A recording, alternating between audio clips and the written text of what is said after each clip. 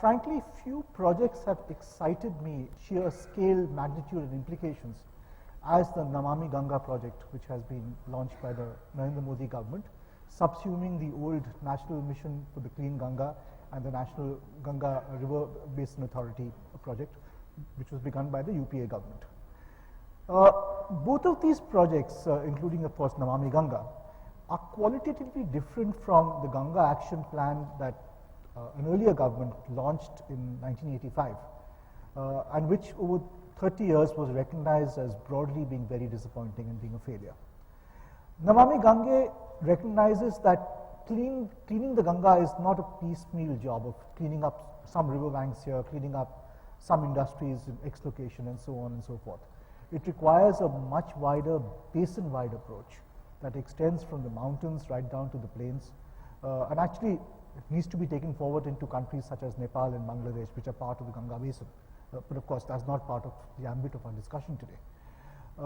In particular, the first phase of the Namami Ganga project, which stretches about 1,630 kilometers from Haldia to Allahabad, encompassing areas such as Varanasi, from where we have the mayor today, and of course, that's the city from which Prime Minister Narendra Modi was elected to the Lok Sabha last year, which is cities such as Allahabad, Kanpur,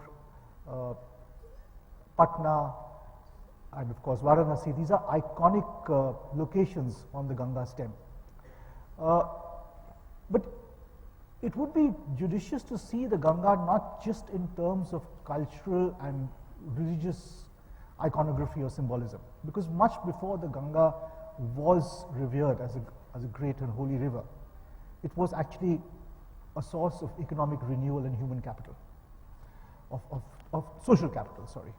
And to reimagine the renewal of the Ganga, we need to look at not just cleaning it for a cosmetic purpose or for a religious purpose or for a pilgrimage purpose, while all of those are certainly important.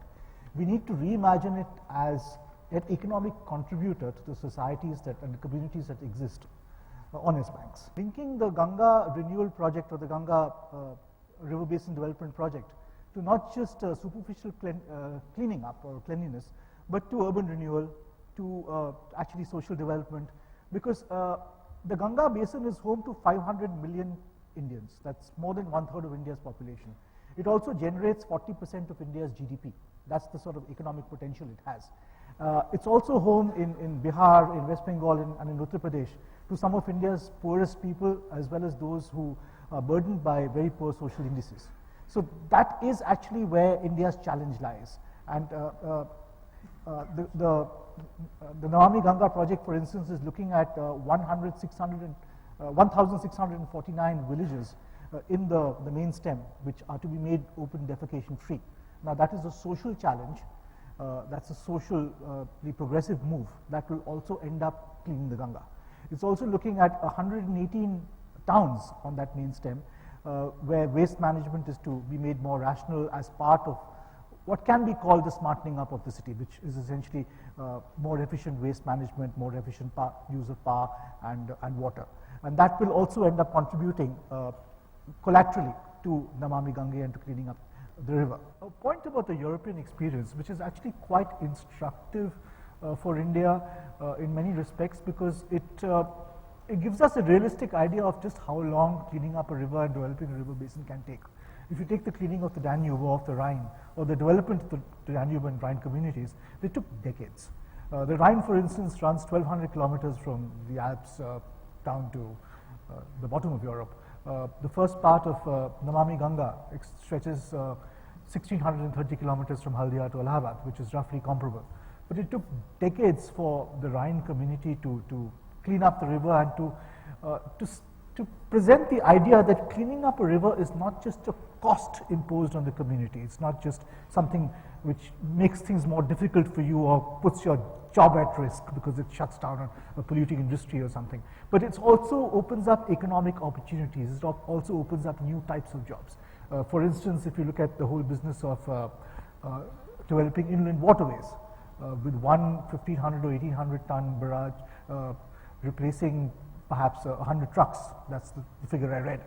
And today in Germany or in Holland, 40% of domestic freight moves down the river.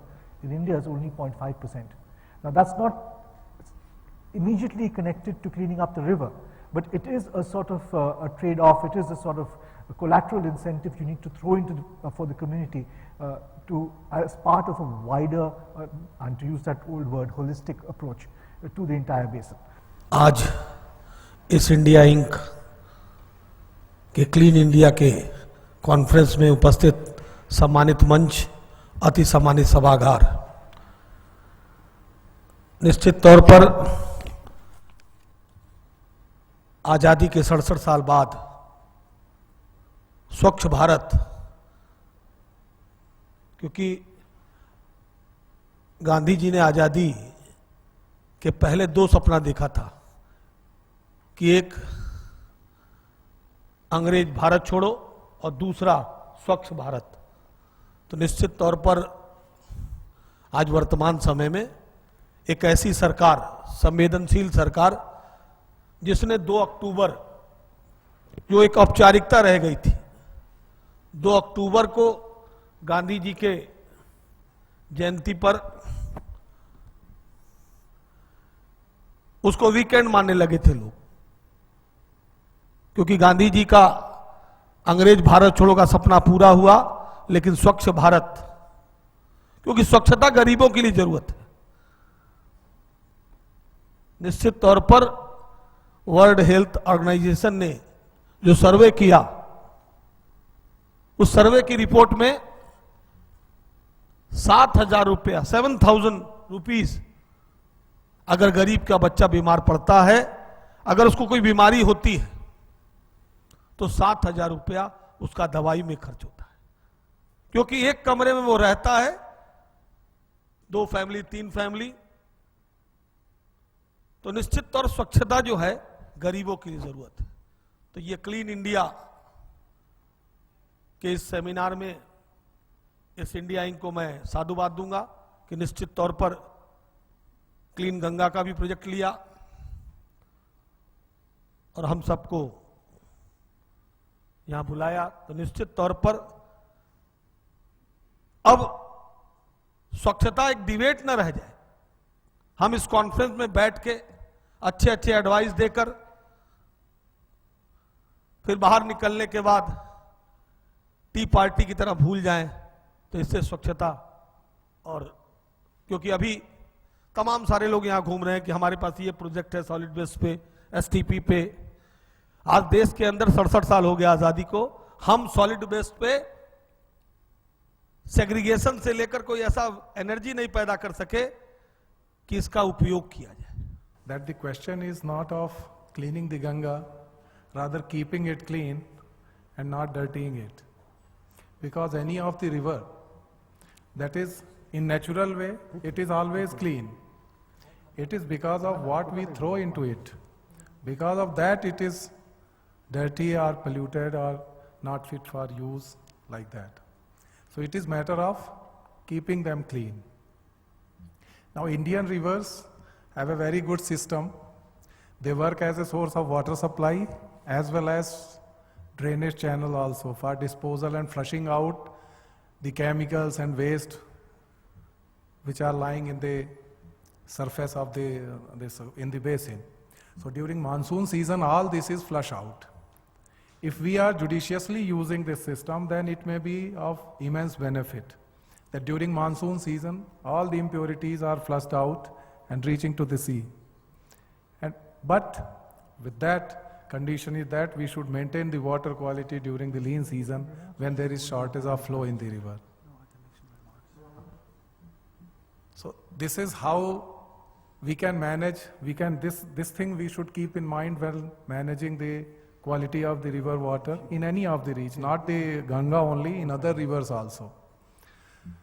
Now coming to this solid waste management, mostly we are thinking that only liquid waste are reaching our effluent of the treatment plant and urban cities are reaching to the river and causing pollution.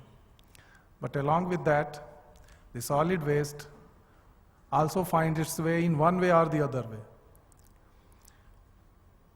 With this rainfall, during the monsoon season, this is flushed out, or after having some with the flow of on the surface and the small drains, it finds way to the bigger rivers. Now the solid waste is to be managed in such a way that either it should be consumed within the limit where it is produced. It should be it should be treated or handled where it is produced itself. What is happening nowadays in mega cities, we are first increasing the quantum of the problem. Lot of every sewage, this sewage treatment plant is there, but sewage from whole of the city is first brought to one place, and then it is being handled. So I think it will be easier if we handle it at a small scale, at the local level.